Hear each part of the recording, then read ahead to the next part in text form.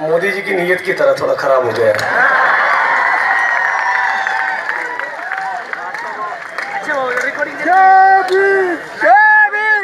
साथियों, इस एल्गार परिषद के सारे आयोजक, मंच पर उपस्थित सभी साथी सोनी सोरी जी, माता राधिका वेमुला जी, उमर खालिद, जस्टिस पाटिल साहब, प्रकाश अंबेडकर जी, मैंने पहले ये साथी विनय ने बात की, वो भीम आर्मी के साथी जो कल्चरल टीम ने परफॉर्म किया, और आप सभी भाई बहन, आप सभी को मैं बड़ा क्रांतिकारी जय भीम और लाल सलाम पेश करता हूं। साथियों, मैं ज्यादा बात नहीं कर पाऊंगा। मुझे डॉक्टर साहब ने ऐसा कहा है कि मंच पे नहीं है तब भी एक साथ 8-10 मिनट से ज्यादा बात मत कीजिए। उतना कुछ डैमेज मेरे गले में हुआ है, उतना मोदी जी को सुना है 2 साल में। लेकिन कुछ बिंदु आपके बीच में रखना चाहूंगा। सबसे पहले तो पिछले 2-3 दिन से उमर को, मुझे और कार्यक्रम के आयोजक सभी को यह सूचना मिल रही थी कि कुछ संगठन के लोग ऐसा ऐलान कर रहे थे कि जिग्नेश को आने नहीं देंगे, उनको बोलने नहीं देंगे। ऐसा मैसेज हमको भी मिला। उनको ये कहना चाहेंगे कि तुम्हारे मोदी और अमित शाह से नहीं डरे तो तुम तो अभी बच्चों हो।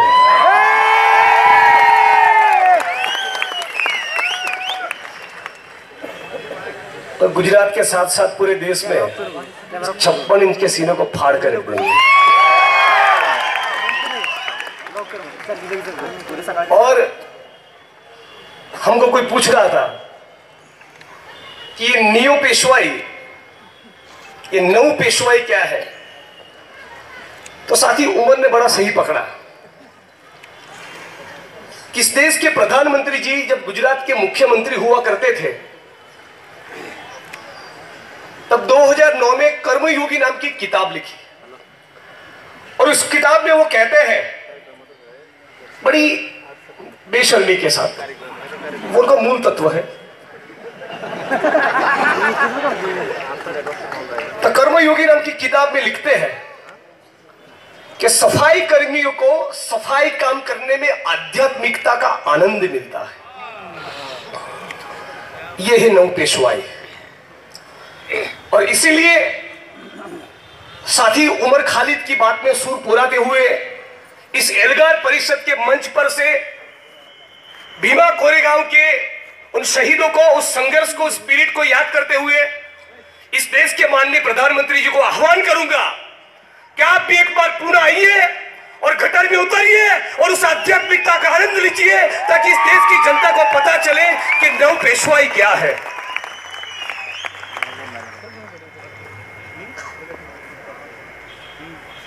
यही है नौ पेशवाई। जब इस देश की गरीब जनता रोटी, कपड़ा और मकान की बात करती है, तब आप घर वापसी, लव जिहाद और गाय माता की बात करते हैं। जब इस देश की जनता किसानों के लिए फसलों के सही दाम की बात करती है, विदेशी बैंकों में पड़े 15 लाख की बात करती है, या 2 करोड़ बेरोजगार युवा के लिए रोजगार की बात करते हैं, तब आप करते हैं घर वापसी, लव जिहाद और गाय माता की। लेकिन 150 सीटों का घमंड लेकर पूरे गुजरात में जो घूमते थे, हमने साथ मिलकर सड़कों की लड़ाई के चलते जन आंदोलन के जरिए उनके 150 सीटों के घमंड को 99 पे लाकर खड़ा कर दिया।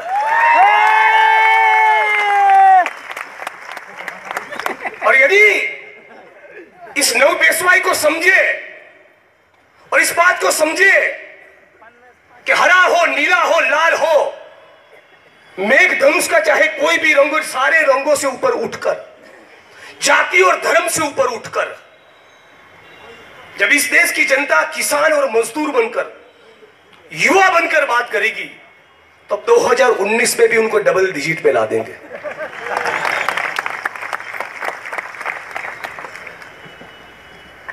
और साथी विनय ने सही कहा, अब तो हम भी विधायक हो गए।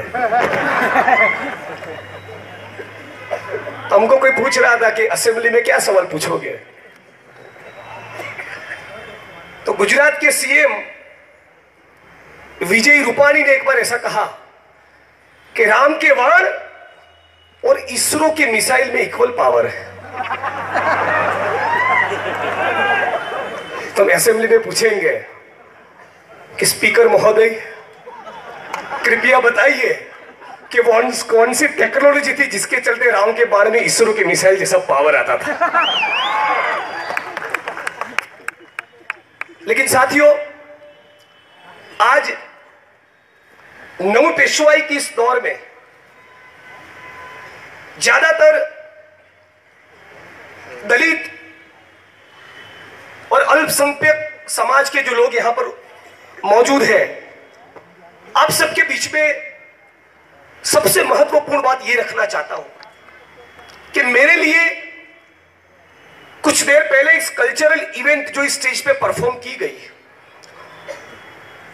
और भगवा रंग के कपड़े पहने हुए जिस व्यक्ति को घसीट कर ठोका गया, वो मेरे लिए, सुनिएगा, केवल ब्राह्मण नहीं है, वो मेरे लिए मुकेश अंबानी है।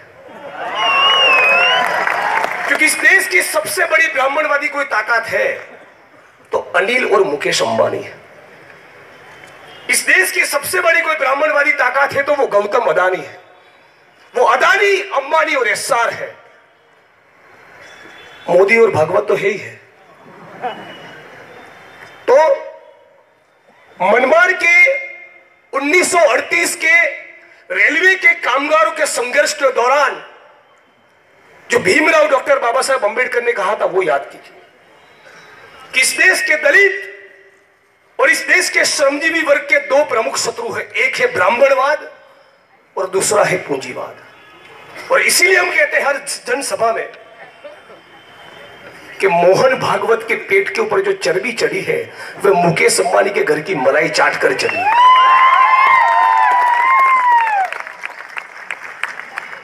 तो यदि इस नव पेशवाई को समझना है तो गुजरात मॉडल को भी समझना होगा, और हम इसी मॉडल का भांडा फोड़े हैं। गुजरात में 2002 के दंगे हुए,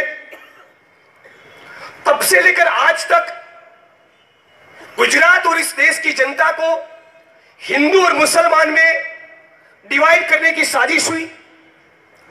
उसी षड्यंत्र साजिश के तहत लगातार 22 साल तक कम्युनल वॉमिटिंग किया गया, गंद मचाई गई, बकवास किया गया। 22 साल तक मुसलमानों के सामने दलितों को टॉर्चर किया गया। और जब जनता न रहते हुए, जब नागरिक न रहते हुए हिंदू और मुसलमान में बट गए, तो पिछले दरवाजे से गुजरात की सारे जमीन, सारे मिनरल्स और सारे संसाधन अदानी, अंबानी और एस्सार की जेब में डाल दिए। ये हमको समझना, ये है इस वक्त की नव पेशवाई। इसी नव पेशवाई के सामने संघर्ष करने वाले, इसी नव पेशवाई के सामने बोलने वाले हमारे भाई और क्रांतिकारी साथी रोहित वेमुला की हत्या कर दी गई, और इसी के सामने संघर्ष करने वाले भीम आर्मी के साथी चंद्रशेखर रावण को जेल में डाल दिया। और आज मैं आपके बीच में कहना चाहता हूं कि विधायक बना हूं इस जनता के प्यार और मोहब्बत के चलते, लेकिन मैं केवल 2% पॉलिटिशियन हूं। 98% तो मैं आंदोलनकारी हूं, और वही मेरी असली पहचान है। और आप सभी युवा जो मुझसे प्रेरित हुए हैं, ये आने वाले दिनों में होने वाले उन सभी को ये बात साफ तौर पे कहना चाहता हूं कि मैं साफ तौर पे ये मानता हूं कि यदि इस देश में कभी क्रांति होनी है तो असेंबली या पार्लियामेंट में नहीं होगी, सड़कों की लड़ाई के चलते होगी, जन आंदोलन के चलते होगी। और यही जनता की लड़ाई और सड़कों की लड़ाई नौ पेशवाई को खत्म करेगी। और वही मैसेज और वही प्रेरणा भीमा कोरेगांव के हमें आंदोलन से लेनी है। आज गुजरात की जनता ने और गुजरात में जितने भी लोग सड़कों पर उतरे, किसान और मजदूर की बात की, दलित और मुसलमान की बात की, इंसानियत की बात की, इंसाफ की बात की, न्याय की बात की, सच्चाई की बात की, लोकतंत्र की बात की, संविधान और संविधान के मूल्यों की बात की। उसके चलते इतना तो हुआ है कि अब गुजरात को कोई वाइब्रेंट कहने की हिम्मत नहीं करता। और ये पॉलिटिक्स हमको समझना होगा। 4 साल और 11 महीने तक मोदी जी विकास की बात करते हैं, लेकिन जब चुनाव का 1 महीना बाकी है तो राम वर्सेस हज उनको याद आता है। रूपानी, अमित शाह और मोदी यानी कि राम, हार्दिक, अल्पेश और जिग्नेश यानी कि हज। काश उनके दिमाग के अंदर घुसकर कोई स्वच्छता का अभियान चलाता, थोड़ी गंदगी कम होती।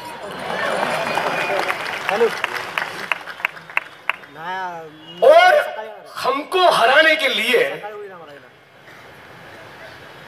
गुजरात के सीएम विजय रूपानी ने जनसभा की, जहां से हम चुनाव लड़ रहे थे। सीएम गुजरात राज्य के, यूपी के सीएम योगी आदित्यनाथ ने जनसभा की, अमित शाह ने जनसभा की, इस देश के प्रधानमंत्री नरेंद्र मोदी ने जनसभा की। मुझे लग रहा था अरे भाई मैं मुख्यमंत्री पद का दावेदार हूं। लेकिन ये सिर्फ इसलिए कि उनको मालूम है कि यदि ये बंदा एक बार असेंबली में घुसा तो इतनी धुलाई करेगा।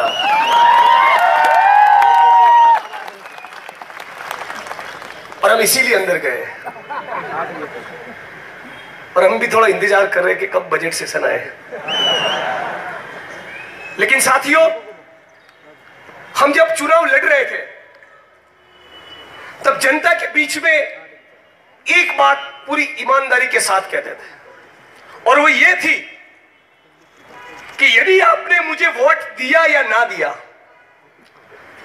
यदि इस सीट पर से मैं चुनाव हारा या जीता, दोनों स्थिति में आपके संवैधानिक अधिकारों के लिए आपके संघर्ष में सदैव आपके साथ रहूंगा। और साथी विनय, आप निश्चिंत रहिए, क्योंकि 18 तारीख को चुनाव का नतीजा आया। 2 राज्यों के सीएम और इस देश के प्रधानमंत्री की जनसभाओं के बावजूद 20,000 वोट की लीड के साथ हम जीते। और उसके दूसरे दिन जाकर बनासकांठा जिले के कलेक्टर के ऑफिस के पास धरने पर बैठे और कहा कि हम दूसरे विधायकों की तरह केवल असेंबली में सवाल नहीं पूछेंगे, तुम्हारी कचेरी को, तुम्हारी ऑफिस को घेरेंगे। और दूसरे दिन से काम चालू।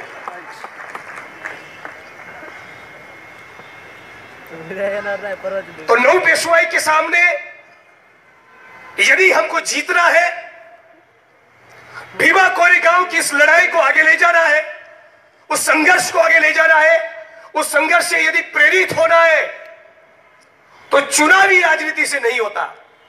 मैं मानता हूं कि जनता की लड़ाई लड़ने वाले कुछ लोग गुजरात की, महाराष्ट्र की, यूपी की असेंबली में होने चाहिए, इस देश की पार्लियामेंट में भी होने चाहिए, लेकिन जाति निर्मूलन तो सड़कों की लड़ाई से होगा। एक वर्ग का दूसरे वर्ग का ऊपर जो शासन है, वो शासन सड़कों की लड़ाई से खत्म होगा। और इसीलिए मेरी बात को खत्म करते हुए आखिरी में सिर्फ इतना कहूंगा कि 2019 में एक महासंग्राम होने वाला है, और इस देश में जितने भी प्रो पुअर लोग हैं, चाहे कोई भी विचारधारा में मानते हो, उन सभी को एक मंच पर आना होगा। चाहे वो लोग जो जय भीम कहते हैं, चाहे वो लोग जो नमो बुद्धाय कहते हैं, चाहे वो लोग जो लाल सलाम कहते हैं, चाहे वो लोग जो किसी रंग की बात नहीं करते, चाहे वो लोग जो राम में मानते, रहीम में मानते, बुद्ध में मानते, कबीर में मानते हैं, या उमर की तरह नास्तिक या मेरी तरह नास्तिक, उन सभी को आपसी मतभेद से ऊपर उठकर, और यदि नहीं उठ पाते तब भी आपसी मतभेद को रखकर भी एक मंच पर आना है।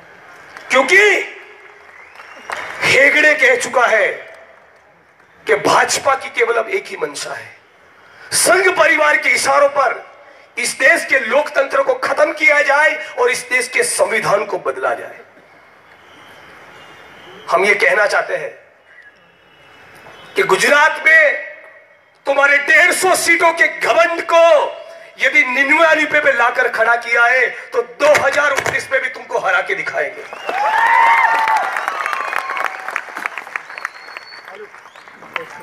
और जो बालक हमको यहां रोकना चाहते थे उनको कह देते हैं कि यदि 14 अप्रैल को हम अहमदाबाद में नहीं रहे तो नागपुर में आएंगे,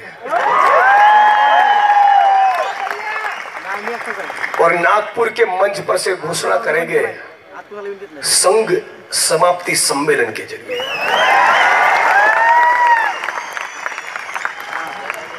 और कहेंगे कि तुम्हारी औकात है तो संविधान बदल के दिखाओ, हमारी ताकत होगी तो संविधान के मूल्यों को बचाकर दिखाएंगे। क्योंकि यदि सावित्रीबाई फुले की विचारधारा में मानते हैं, बाबा साहब अंबेडकर की विचारधारा में मानते हैं, तो साथ साथ शहीद आजम भगत सिंह की सोच में भी यकीन रखते हैं। और इसीलिए कहते हैं कि वक्त आने दे, तुझे बता देंगे वो आसमां, हम अभी से क्या बताएं क्या हमारे दिल में है। तो वैसे भी मोदी जी को हम तो हिमालय भेज रहे हैं। हमको कुछ पत्रकार पूछ रहे थे भाई क्यों, बहुत पकाते हैं, इतना झूठ, इतनी जुमलेबाजी, इतना पकाऊ और बोरिंग आदमी कभी देखा। मुझे तो कन्हैया को सुनने में दिलचस्पी है, मुझे तो उमर और विनय को सुनने में दिलचस्पी। मोदी जी बहुत पका। किसी ने बोला हिमालय क्यों, मैंने ठीक है नैनीताल चले जाए, जगह वो पसंद करने के लिए हमारा भीजा मत खाए। सचमुच बोर करते हैं ना, बहुत बोरिंग हो चुके हैं ना, बहुत पकाते हैं ना। मुझे किसी ने बोला कि मोदी जी के भाषणों का सार क्या है, बोले क्या कहते, वही है कि लाइव कहते थे कि कल 5 तारीख है, कल 5 तारीख थी, आज 6 है, परसों 7 होगी। तो उसके अलावा हाँ भाइयों बहनों भी कहते हैं, भाइयों बहनों एक दिलचस्प बात है, हम जहां से चुनाव लड़े वो डिस्ट्रिक्ट का नाम है बनासकांठा। तो वहां पर 6 साल पहले आए थे और कहा भाइयों बहनों तुम बनासकांठा के किसानों, तुम हैंडपंप चलाओ, वहां से खनिज तेल निकलेगा। 125 करोड़ जनता का तेल निकल गया, बनासकांठा में पीने का पानी तक नहीं आया। तो साथियों मुझे उम्मीद है, पूरा विश्वास है, पूरा यकीन है कि आज जिस प्रकार से आपने उत्साह और ऊर्जा दिखाई है, जिस प्रकार से माता राधिका वेमुला लड़ रही है, जेल के अंदर चंद्रशेखर आजाद लड़ रहे हैं, जेल के बाहर साथी उमर और विनय प्रताप लड़ रहे हैं, किसान और मजदूर लड़ रहे हैं, मुझे पूरी उम्मीद है यदि हम सारे लोग एक बार भी एक हो गए, 110% केस में मोदी जी को घर बिठाएंगे और इस देश के लोकतंत्र को बचाएंगे, इस देश के संविधान को बचाएंगे। और आखिर में सिर्फ इतना ही कहूंगा कि कर्नाटका में भी चुनाव आ रहे हैं, मध्य प्रदेश में भी चुनाव आ रहे हैं, राजस्थान में भी चुनाव आ रहे हैं। सारी वो संस्थाएं, सारी वो संगठना, सारी वो पॉलिटिकल पार्टियों को मैं इतना कहना चाहता हूं कि सारे मतभेद भूलकर एक मंच पर आ जाओ। चुनाव में कौन जीतेगा कर्नाटका में, मध्य प्रदेश में, राजस्थान में, उसमें मुझे दिलचस्पी नहीं है। भाजपा हारना चाहिए, इसमें मुझे दिलचस्पी, और इसलिए हारना चाहिए कि ये फांसीवादी ताकतें, ये वो ताकत है जो हिटलर और मुसोलिनी की फिलोसॉफी में यकीन रखते हैं। तो एक तरफ वो लोग हैं जो सावरकर और गोवलकर में मानते हैं, दूसरी तरफ हम वो लोग हैं जो सावित्रीबाई फुले, शहीद आजम भगत सिंह और बाबा साहब अम्बेडकर में मानते हैं। तो साथियों, 2019 में जो महासंग्राम होने वाला है, उस महासंग्राम के लिए हम सब लोग तैयार हो जाए और भीमा कोरेगांव की इस लड़ाई में से यही सीखे कि पेशवाई हो या नो पेशवाई, एक हो गए तो दोनों को मजा चखाएंगे। जय भीम, इंकलाब जिंदाबाद।